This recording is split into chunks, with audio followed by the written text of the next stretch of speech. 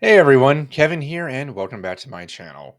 So, the other day I was reflecting on both my time as a teacher and as an instructional designer, and I'm come to realize that we rely far too heavily on the person creating or administering learning to also create the entire learning environment or culture at a company and school.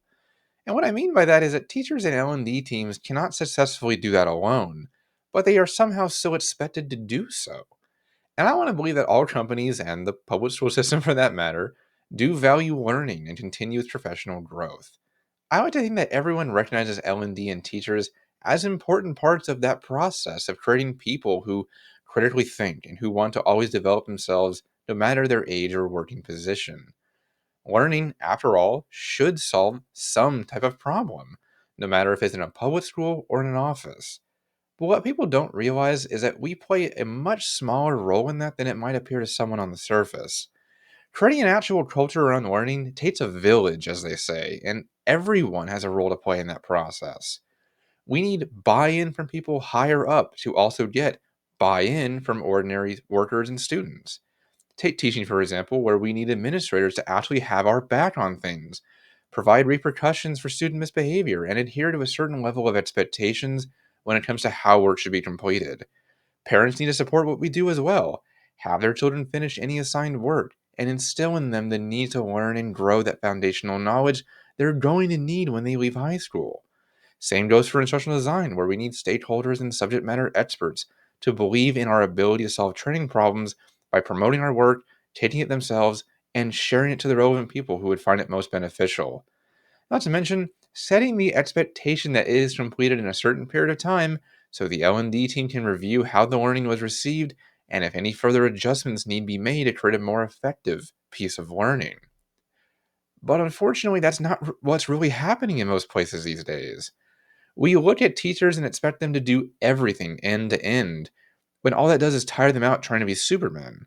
And they can't even do that when the learning isn't being reinforced elsewhere, like at home.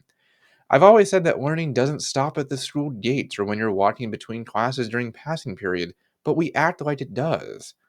We also look at L&D teams and expect that training will solve every single problem, even when that isn't necessarily what the situation calls for. I mean, we all know those times when stakeholders have arbitrarily said, we need training on this because they have decided that people aren't meeting company wide goals, only for us to tell them that it isn't a training problem or that it will create a and require a different type of training than what they envisaged. I had this recently where they wanted me to make a training video, and I told them that it probably wouldn't be the greatest idea for the content they wanted to share, just to name an example. But all of this begs the question, though, how does one create a culture of learning if it isn't solely the responsibility of a teacher or instructional designer? Which is an excellent question, but with a multi bullet pointed response. To start, we need to keep in mind that learning cultures within businesses and schools value continuous learning that accommodates curiosity and gives people the time to analyze when things go wrong. This is why it is so important for leaders to model what they expect everyone else to do. Explain that continuous development is and will always be an expectation of every employee by giving concrete examples. Companies also need to commit to very structured evaluation and talent development processes where an atmosphere of trust and openness about assessments and progress can occur on a regular basis. People should feel mentally safe to express themselves without fear of retribution, and that allows them to take a more active risk where they may have been hesitant to do so otherwise. Invest in people leaders rather than ones who are just good at technical things.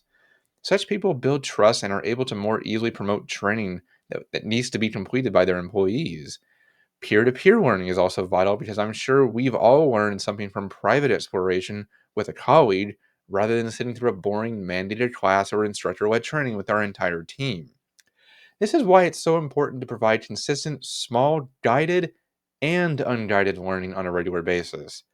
Learning has become really democratized with the advent of the internet, and both people and students feel like they can get anything they need from online, even when sometimes they need more guided content to understand the concept they're reading about. Like some people who have problems assembling IKEA furniture, for instance.